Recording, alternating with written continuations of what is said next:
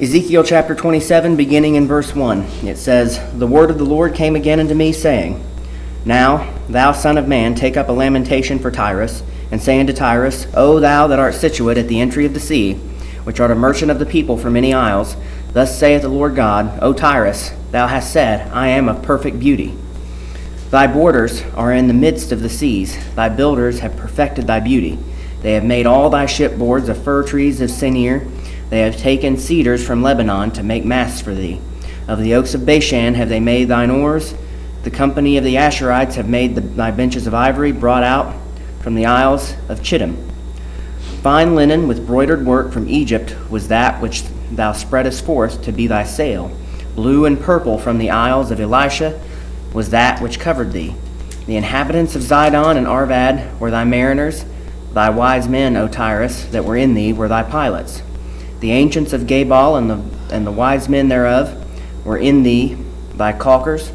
All the ships of the sea with their mariners were in thee to occupy thy merchandise. They of Persia and of Lud and of Phut were in thine army, thy men of war. They hanged the shield and helmet in thee, they set forth thy comeliness.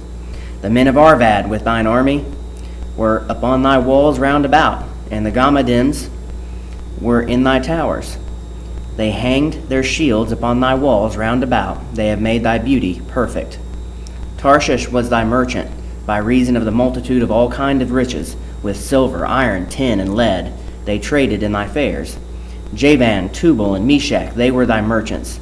They traded the persons of men and vessels of brass in thy market. They of the house of Togarmah traded in thy fairs with horses and horsemen and mules. The men of Dedan were thy merchants. Many isles were the merchandise of thine hand. They brought thee for a present horns of ivory and ebony. Syria was thy merchant. By reason of the multitude of the wares of thy making, they occupied in thy fairs with emeralds, purple, embroidered work, and fine linen, and coral, and agate. Judah and the land of Israel were thy merchants. They traded in thy market wheat of Minnith, and Panog, and honey, and oil, and balm. Damascus was thy merchant in the multitude of the wares of thy making, for the multitude of all riches, in the wine of Helbon and white wool. Dan also and Javan, going to and fro, occupied in thy fairs, brought iron, cassia, and calamus were in thy market.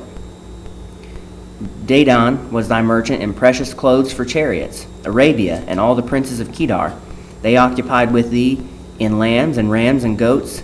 In these were thy merchants. The rams of Sheba and Ramah, they were thy merchants. They occupied in thy fairs with chief of all spices and with all precious stones and gold. Haran and Caneh and Eden and merchants of Sheba, Asher and Kilmad were thy merchants. These were thy merchants in all sorts of things, in blue clothes, embroidered work, and in chests of rich apparel, bound with cords and made of cedar among thy merchandise. The ships of Tarshish did sing of thee in thy market, and thou wast replenished, and made very glorious in the midst of the seas. Thy rowers have brought thee into great waters. The east wind hath broken thee in the midst of the seas. Thy riches and thy fairs, thy merchandise, thy mariners and thy pilots, thy caulkers, and the occupiers of thy merchandise, and all thy men of war that are in thee, and in all thy company which is in the midst of thee, shall fall into the midst of the seas in the day of thy ruin. The suburbs shall shake at the sound of the cry of the pilots. And all that handle the oar, the mariners, and all the pilots of the sea shall come down from their ships. They shall stand upon the land, and shall cause their voice to be heard against thee, and shall cry bitterly, and shall cast up dust upon their heads. They shall wallow themselves in the ashes, and they shall make themselves utterly bald for thee, and gird them with sackcloth, and they shall weep for thee with bitterness of heart and bitter wailing. And in their wailing they shall take up a lamentation for thee, and lament over thee, saying, What city is like Tyrus, like the destroyed in the midst of the sea? When thy wares went forth out of the seas, thou filledst many people. Thou didst enrich the kings of the earth with the multitude of thy riches and of thy merchandise. In the time when thou shalt be broken by the seas and the depths of the waters, thy merchandise and all thy company in the midst of thee shall fall.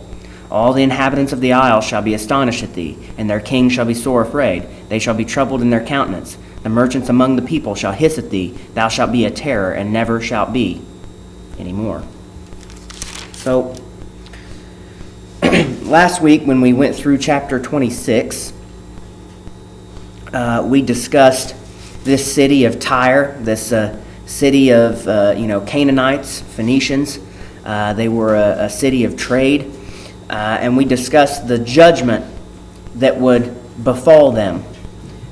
Here, we have a continuation of God's dealings and his pronouncements against Tyre, but rather than just a statement of judgments, we have a lamentation of this nation, this city-state of Tyre. It says in verse 1, "The word of the Lord came again unto me, saying, Now, thou son of man, take up a lamentation for Tyrus." To lament something is to look back on it with regret, with woe, with sadness. And the majority of this chapter,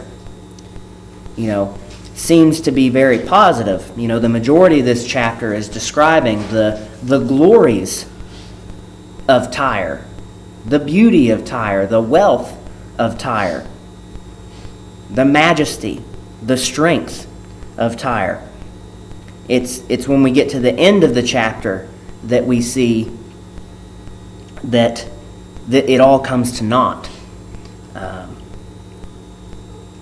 So we're going to look into this, and we'll try to go through it pretty quickly, because it's nothing in here is very, very deep or very spiritually mysterious. It's all pretty straightforward and made very plain and clear to the reader. But there's a lot of names in here, and I kind of want to look at a little bit of the details surrounding some of these names. So in verse 3 it says, "And say unto Tyrus, O thou that art situate at the entry of the sea, which art a merchant of the people for many isles, thus saith the Lord God, O Tyrus, thou hast said, I am of perfect beauty." So we see here the attitude of Tyre. They knew they were successful. They knew they had beauty. They knew they had wealth. They knew they had strength. And they had an attitude which was, "Oh, I am of perfect beauty. Look how wonderful we are." They wanted to, at least within themselves, brag on themselves. It says in verse 4, "Thy borders are in the midst of the seas. Thy builders have perfected thy beauty." And here, this is God speaking through Ezekiel. He says, "Thy builders have perfected thy beauty." God says, "I recognize this is a beautiful place. You've got all kinds of things running through here. This is a place. It's something that was impressive enough for God to actually speak positively about the actual physical appearance of this place." Now, he's not speaking of the spiritual appearance of this place, just the physical appearance. And we know, at least we should know from our studies with Ron through the book of Revelation, especially the earlier parts of the book, when we see the description of the throne. God appreciates color. He appreciates that variety and the thing that makes beauty. He has many different colors and many different types of precious stones set in his throne and around his throne. He's not. The concept of beauty is not lost upon God. It's because of God that we have the concept of beauty. If that should tell you anything about that. So, he's able to recognize this. And he says in verse 5, "They have made all thy shipboards of fir trees of Senir. They have taken cedars from Lebanon to make masts for thee." Okay. "Of the oaks of Bashan have they made thine oars." So we'll stop there and we'll look back at these three things. So their ships, the lumber that's used to actually build the ships, probably the hull, the decks, those are taken from the fir trees of Senir. What is Senir? Senir is in Lebanon. It's a snow-capped mountain within Lebanon, which explains why they were able to get fir trees from there, because a fir tree, it's an evergreen tree. It's not a deciduous tree. It's not a tree that it changes its leaves in season. It has needles. We should be very familiar with fir trees here in the United States. They're all over the place. But you would find fir trees, evergreen trees.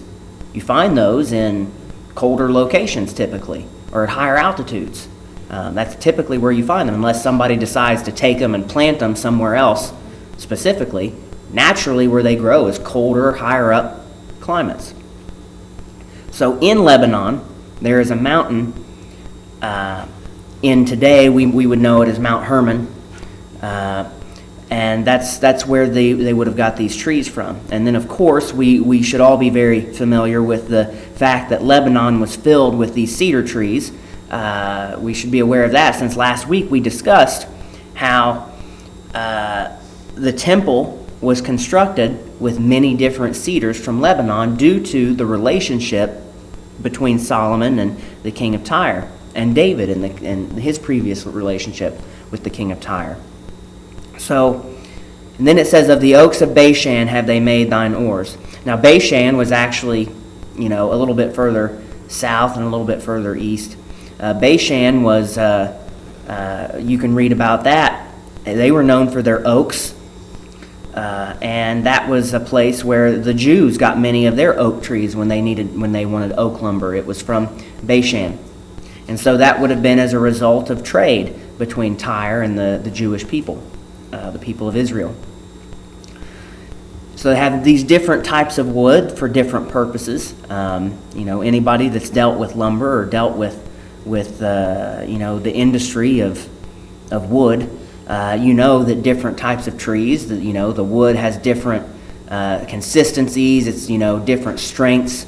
You have and it looks different as well whenever it's made into lumber. It has a little bit different color, a little bit different tint or shade to it. And so they had all these different types of wood for all these different types of purposes. It says, the company of the Asherites have made thy benches of ivory, brought out of the isles of Chittim. Fine linen with broidered work from Egypt was that which thou spreadest forth to be thy sail. Blue and purple from the isles of Elisha was that which covered thee. Now, when we see the word Elisha here, this isn't Elisha, the man from 2 Kings.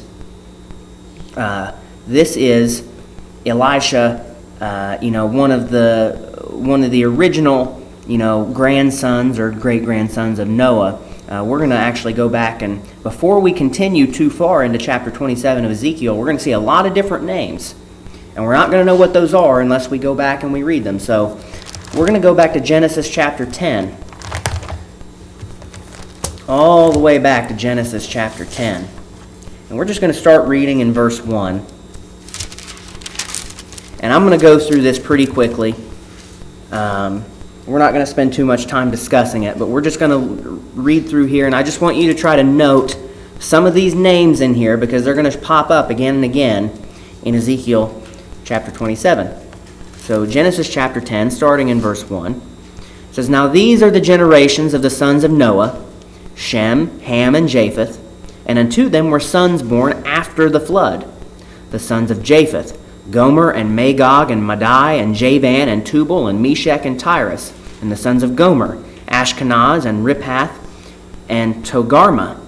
And the sons of Javan, Elisha, and Tarshish, Kittim, and Dodanim. By these were the isles of the Gentiles divided in their lands, every one after his tongue, after their families and their nations. So that was Japheth. Now we'll move on to Ham. It says in verse 6, And the sons of Ham, Cush, and Mizraim, and Phut, and Canaan. And the sons of Cush, Seba, and Havilah, and Sabta, and Ramah, and Sabteka. And the sons of Ramah, Sheba, and Dedan. And Cush begat Nimrod, and he began to be a mighty one in the earth. And so we go down there and you can see Nimrod and how he establishes all these places. And so we're going to skip down to verse 15. It says, And Canaan begat Sidon his firstborn, and Heth, and the Jebusite, and the Amorite, and the Girgasite, and the Hivite, and the Archite, and the Sinite, and the Arvadite, and the Zemarite, and the Hamathite, and afterward were the families of the Canaanites spread abroad. And the border of the Canaanites was from Sidon, as thou comest to Gerar, unto Gaza, as thou goest out, unto Sodom, and Gomorrah, and Admah, and Zeboim, even unto Lasha. These are the sons of Ham, after their families, after their tongues, in their countries, and in their nations. And then we move on to Shem. We won't spend too much time on Shem here. We don't see many of these names show up. but we're going to look at verse 21. It says, "Unto Shem also, the father of all the children of Eber, the brother of Japheth the elder, even to him were children born, the children of Shem, Elam and Asher and Arphaxad and Lud and Aram." And so we'll stop there. So going back to Ezekiel chapter 27.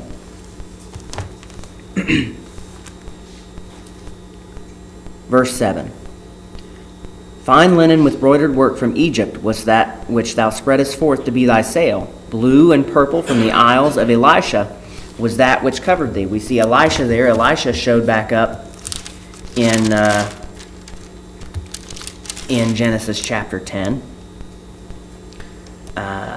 And so Elisha was one that had become a place where you could get these colors, And how did they get those colors? They got them from, it was a very painstaking process. They had to get them from shellfish.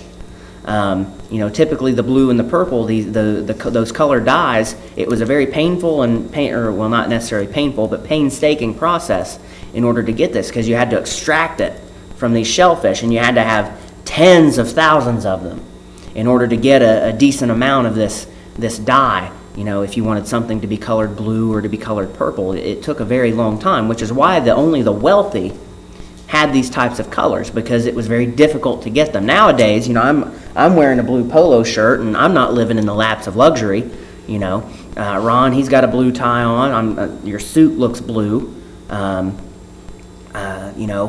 Almost everybody that we know wears blue jeans at some point in their lives. It's not like it's so difficult now in order to get the color blue or the color purple or any kind of color today.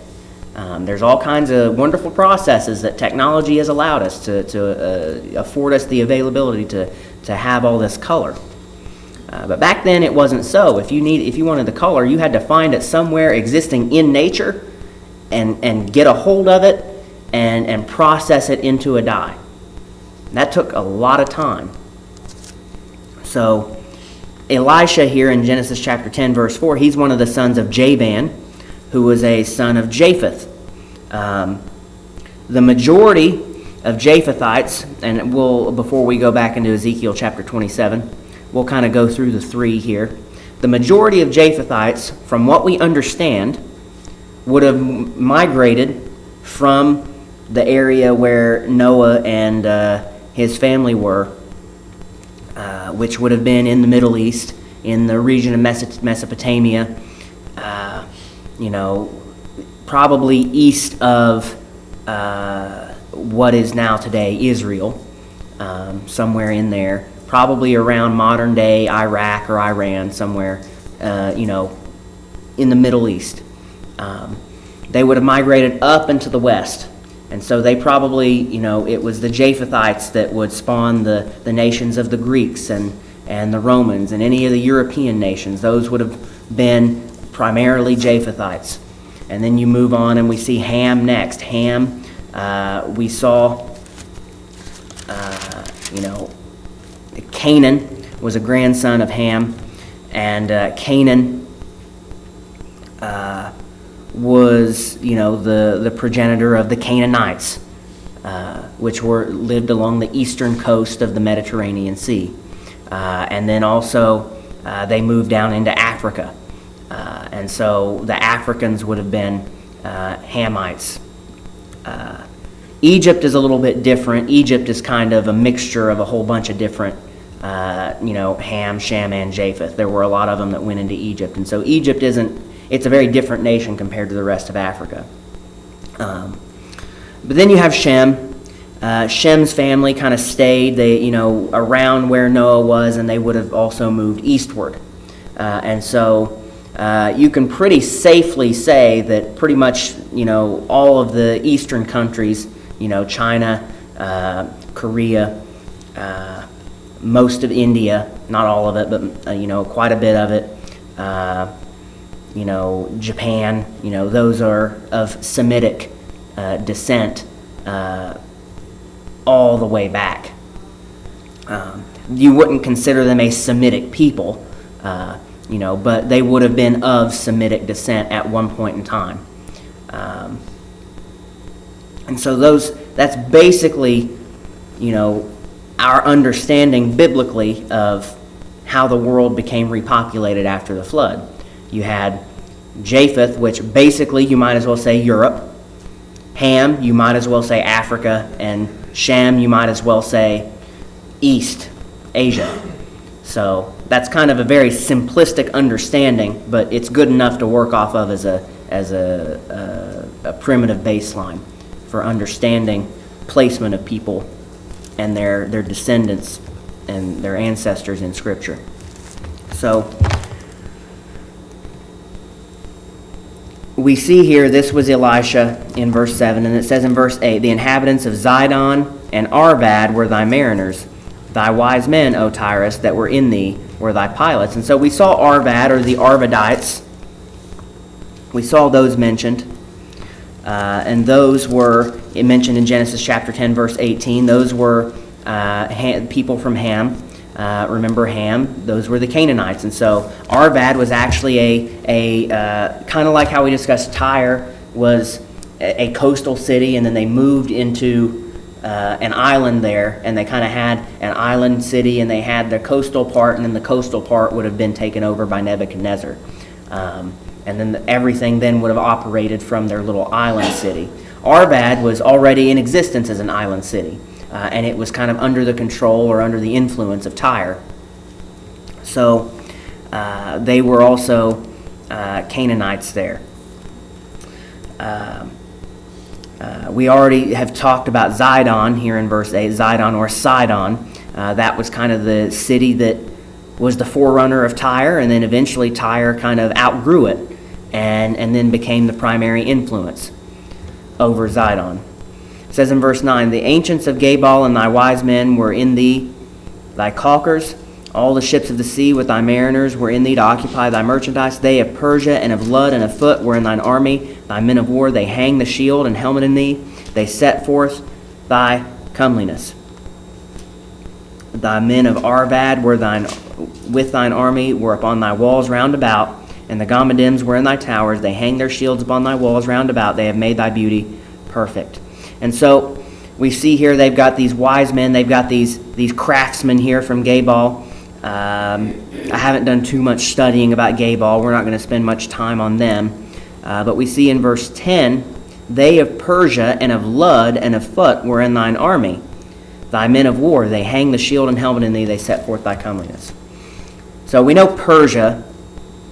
Persia is Iran, modern day Iran. So that would have been, east and southeast of Tyre, beyond Israel, beyond what is modern day Iraq. It was kind of a little bit further there away. But, that's how far their trade and their influence spread. Even as this very tiny, small city-state, they had these relationships with all these places far off. So Persia, and then it says Lud and Phut. And we saw Lud and Phut back in Genesis chapter 10. And so those were again, Lud was under Shem, and so in Genesis 10:22 it was the children of Shem, Elam and Asher and Arphaxad and Lud and Aram. And then Phut was under Ham. It says, and the sons of Ham in verse 6 in Genesis chapter 10, Cush and Mizraim and Phut and Canaan. Now this is interesting because this is one of the exceptions to the rule which I discussed. Lud and Phut, so these were Shem's son Lud and Ham's son Phut. Those are kind of the people that established the Libyan nation in northern Africa. So Lud had moved into northern Africa and Phut moved into northern Africa. And so the Libyans there, modern day Libya, that was the land of Lud and of Phut. And so we see here Persia is mentioned, but then we go all the way over into northern Africa. Lud and Foot. So they had all these different types of people that were in their army. They had all these different types of people living in their city. They were a multicultural city-state, multi-ethnic, and so they had this mixing that had occurred within their city. All these different people from all these different places that lived there and worked there, and kind of set up shop. Last week we talked about how Tyre was, very, comparable, to the United States, and that's what we have in the United States. We have a very, trade-oriented economy, a very, merchandise, materialistic-oriented economy, and we have all these different people from all over the world that come here and participate in that, and so we kind of get all of the best from everybody. But on the material side of things, that lends to problems, though, on the spiritual side of things, because when you got all these different people coming in, all of their different belief systems, that all comes together and creates a big mess. So the issue here isn't necessarily just the fact that all the people are coming together. It's the fact that the people are not oriented toward God. So that's the problem that we have in the United States. Nothing wrong with somebody coming across the border legally and getting a job and working and going through all the legal processes under the law. That's all great and fine and dandy. Nothing wrong with that. As far as I'm concerned, what I don't want is to have false beliefs brought in and then that spread and affect people. But as far as just somebody coming over to work, nothing wrong with that. It's the spiritual side of it that should represent an issue. So we see here, moving forward into verse 11, it says, "The men of Arvad with thine army," we already talked about Arvad there, "were upon thy walls round about, and the Gamadims were in thy towers." Now that word Gamadim, you don't see that anywhere else in Scripture, and it basically is just these warrior people. It doesn't really trace back to any of the names that we read about in Genesis chapter 10, but it just basically means warriors. "They hang their shields upon thy walls round about, they have made thy beauty perfect. Tarshish was thy merchant by reason of the multitude of all kind of riches, with silver, iron, tin, and lead, and they traded in thy fairs." Now Tarshish, we've talked about this city of Tarshish that existed all the way over on the western side of the Mediterranean Sea. It would have been in Spain, what is today Spain. But we also see that name Tarshish whenever we see the children of Japheth. It says in Genesis chapter 10, verse 4, "And the sons of Javan, Elisha and Tarshish, Kittim and Dodanim." And so, again, Japheth would have moved into Europe and as far as even Spain, where this city of Tarshish was set up here, probably named after Japheth's son, Tarshish. Or one of the descendants named Tarshish. It says, which we know Tarshish was actually a colony city of, in Spain, of the city of Tyre. So it wasn't actually founded by the people of Japheth. It was founded by these Phoenicians, these Canaanites, but it would have been named after, the people there or related to the people in that land. It says in verse 13, "Javan, Tubal, and Meshach, they were thy merchants." Well, those names should sound very familiar. They were all listed right there. In Genesis chapter 10, verse 2, it says, "The sons of Japheth, Gomer and Magog and Madai, and Javan and Tubal and Meshach and Tyrus." And so this is discussing all of their European trade here, and all of the different directions that they go in. It says in verse 14, "They of the house of Togarmah traded in thy fairs with horses and horsemen and mules." Togarmah, again, that's Japheth. We saw that mentioned in Genesis chapter 10, verse 3, "And the sons of Gomer, Ashkenaz, Riphath, and Togarmah. So Togarmah was Japheth's grandson.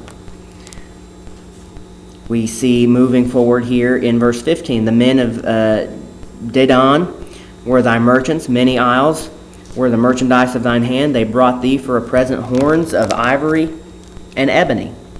Dedan was one of the sons of Ramah. Ramah was one of the sons of Cush. Cush was one of the sons of Ham. So this is Ham's great-grandchild here when we see the word Dedan. That would have been most likely somewhere in Africa. And that should make sense to us because it says ivory and ebony. So ivory, the primary source of ivory, does anybody know what that would have been? It'd have to be elephants. Yeah, they have ivory tusks. And then you have ebony. Ebony is, darker colored, and they would have got that from these darker colored trees, which would have been in Africa. So Syria was thy merchant. By reason of the multitude of the wares of thy making, they occupied in thy fairs with emeralds, purple embroidered work, and fine linen, and coral, and agate. We don't need to explain that too much. All you have to do is look on a map to see where Syria is today. It's not necessarily the exact same landmass that the Scripture is discussing. Syria probably would have extended a little bit further south and maybe not as far east as it does today, but same basic idea of land space. It says in verse 17, Judah and the land of Israel, they were in thy merchants. They traded in thy market wheat and minneth and panag and honey and oil and balm. Damascus, again, all you have to do is look at a map to see where Damascus is. It's basically in the same place today as it was back then. A little bit removed, but basically the same general area. Damascus was thy merchant in the multitude of the wares of thy making, for the multitude of all riches, in the wine of Helbon and white wool. Dan also and Javan, going to and fro, occupied in thy fairs, brought bright iron, cassia, and calamus, were in thy market. Dedan was thy merchant in precious clothes for chariots. Arabia and all the princes of Kedar, they occupied with thee in lambs and rams and goats, and these were thy merchants. The merchants of Sheba and Ramah. And so we see just all these different people, all these different places. We see everywhere in the known world at this time. They've got connections. They've got these people coming in and out. They've got all these wonderful things flowing in and out. All of these different types of livestock, all these different goods, all of these different materials, precious materials and materials to work for tools, heavy metal type things. They've got all this flowing through. They've got access to pretty much anything on earth. And so that means that if you want something and you're somewhere else and you don't have access to a good, who do you go through? You're probably going to get in contact with a merchant in Tyre to see if you can get what you want. Today, it's pretty easy. All we have to do is go on the internet and look at Harbor Freight or Amazon or eBay, or if we're looking for something, we just look for it. Well, that was what they would have done, except that you would have written a letter to somebody in Tyre. That would have been their eBay. That would have been their Amazon. You go to Tyre. Tyre will get it for you. So they had connections all over. We talked about last week how it's believed that, we know that they sailed, all the way up, most likely to the Britain, the Isles of Britain. And so they would have had contact with the ancient Celtic tribes and those that were there, prior to the Saxons and the Angles coming in from their lands and taking over England. They had all this trade. They would have sailed west out of the Mediterranean Sea, down and around Africa, and up all the way to India. It's also speculated that they had a deal with Israel where they had set up this overland trade to get to the Red Sea. And then they would have ports there, and they would be able to take goods through Israel down to the Red Sea and avoid having to make the trip on all of their merchant trips all the way out the Mediterranean Sea, around Africa, down and around the southernmost point, back up all the way to get to the Far East. That they could have then transported their goods, hauled them by caravan down to the Red Sea, and then from the Red Sea gotten into the, out into the ocean and then went and made it into the Indian Ocean, completely bypassing that big trip around. And so that would have been very beneficial, very lucrative, not only for Tyre, but also for Israel, because they would get, tolls, or they would get some cut because of the route that they were able to afford the people of Tyre. And so that's one of the reasons why they believe that there was probably such a good relationship between the kings of Israel and Tyre there for that short period, is because of that trade relationship that they were able to establish. And so, all these things, all these places they were able to go, all these different people they were able to contact, they just had this gigantic empire of trade. Not a political empire, but a trade empire. They went everywhere. They did everything. They talked to everybody. It says in verse 23, Haran, Cana, and Eden, the merchants of Sheba, Asher, and Kilmad were thy merchants. These were thy merchants in all sorts of things, in blue clothes, embroidered work, and in chests of rich apparel, bound with cords, and made of cedar. Among thy merchandise the ships of Tarshish did sing of thee in thy market, and thou wast replenished, and made very glorious in the midst of the seas. And God here is recognizing all these things. He's recognizing through Ezekiel all of these achievements and glories that they amassed to themselves. It says in verse 26, Thy rowers have brought thee into great waters. The east wind hath broken thee in the midst of the seas. Thy riches and thy fares, thy merchandise, thy mariners, thy pilots, thy caulkers, and the occupiers of thy merchandise, and all thy men of war that are in thee, and in all thy company which is in the midst of thee, shall fall into the midst of the seas in the day of thy ruin. So here we have switched the tone. We have switched the message here. We have gone from the recognition of past glories to the realization of current judgment. The suburbs shall shake at the sound of the cry of thy pilots, and all that handle the oar, the mariners, and all the pilots of the sea shall come down from their ships. They shall stand upon the land, and shall cause their voice to be heard against thee, and shall cry bitterly, and shall cast up dust upon their heads. They shall wallow themselves in the ashes. Could you imagine, just think about 1929. Think about the year 1929 and the events that occurred in 1929. The Great Depression. All of the people that were just living in the laps of luxury, all kinds of money, all kinds of wealth, all of a sudden gone. They invested in the wrong company, made the wrong decision, bought the wrong stock, sold the wrong stock, sold at the wrong time, bought at the wrong time, whatever it may be. Made these risky deals, and then they suffered for it. Think about 2008. We experienced what was called a financial crisis, and then went into what was called the Great Recession. All the people that cried and lamented and had woe. What we experienced in 1929, if you look at the history of it, the stock market ended up in 1929.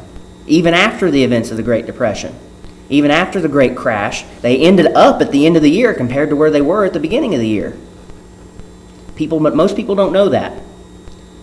2008, that's not exactly the same story. It took a while for things to recover, but over time it recovered, and everything's way up from where it was at that time. What we experienced and what the world experienced in 1929 is nothing like what the world experienced at the judgment of Tyre. Tyre was the place. The place. And when Tyre was destroyed, that for decades had lasting effects on world trade. So, they didn't have telegraph, they didn't have telephone, they didn't have these ways to instantaneously make new relationships and circumvent the process that had been there before, like we would have in 1929, and then we had the internet in 2008. We had all these tools in place to circumvent some of these problems and create solutions a little bit quicker. They didn't have that back then. They were reliant on a message getting somewhere just as fast as one person could carry it. physically, either by word of mouth or in the form of parchment, some written down message. That was it. Very different kind of kind of problem, kind of financial crisis, economic crisis that happened at that time. It says in verse 32, "And in their wailing they shall take up a lamentation for thee, and lament over thee, saying, What city is like Tyrus, like the destroyed in the midst of the sea?" And we talked about this, and we won't spend too much time on it, but Nebuchadnezzar, he caused problems for them, but he didn't utterly destroy them. The person who did that was Alexander the Great of Macedonia. He came down without suffering a single military loss in battle. He lost none of his battles. Of course, people died. They suffered casualties. But without suffering any actual losses in battle, he came down and he conquered everything. And on his way down, he saw this city of Tyre off the coast on this island. And what did he do? He ordered his men to build a causeway. They just built a land bridge. You think you can get away from us just by being in the sea? No, I'm Alexander the Great. I'm going to get you one way or another. That was kind of his attitude. And he went and he came, he saw, and he destroyed. And that was the end of that. And so that's kind of how the world responded. It was just this great woe and this feeling of loss and regret and disgust. What anything we've experienced in our lives, the closest thing that I can think of to experiencing that is an individual person losing their home to a house fire and everything that they've ever owned and everything that they've ever had. Literally losing everything. That's about the closest I can think of. As a nation, we haven't experienced that. There are individuals who have experienced things like that, but we haven't. One day the world will experience that. And then Satan will, and the Antichrist, they'll step in and try to pose their solution to that. But that's for another time. We'll skip down forward to verse 36. It says, "The merchants among the people shall hiss at thee. Thou shalt be a terror and never shalt be any more." Tyre will never recover to what it once was. Even when we read the book of Isaiah and we look back at the burden of Tyre and we look at Isaiah chapter 23, which we discussed last week, at the end, we see Tyre does become a center of production again. They'll have these clothing, and when we went through the book of Isaiah, we discussed that my personal belief is that clothing is going to be the clothing that is used for the Jews in the tribulation period. That's how they get their clothes. God works it out so they're able to get these things from Tyre, and he just turns the situation around. Rather than being this place of debauchery and world trade and all these evil things coming together, God turns it into something he can use. But it never becomes what it once was. It's never given the opportunity to do that. Babylon the Great, the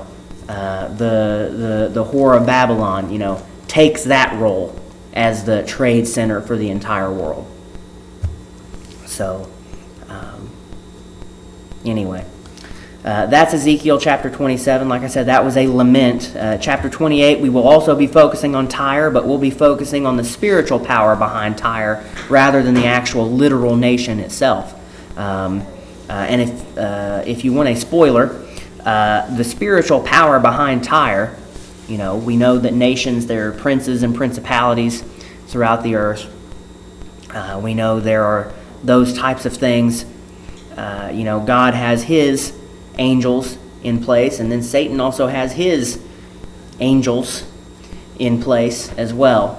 And so we know that the ultimate power behind Tyre, he's the prince of the power of the air. We know that that's Satan. So, we're actually going to see, and this is something that shouldn't be too unfamiliar to most of us in here. I've gone to Ezekiel chapter 28 multiple times in previous studies. So we're going to see here, though, God addressing Satan through Tyre. He uses the name Tyrus, but he's speaking to Satan here. So we'll see that, Lord willing, next week in Ezekiel chapter 28.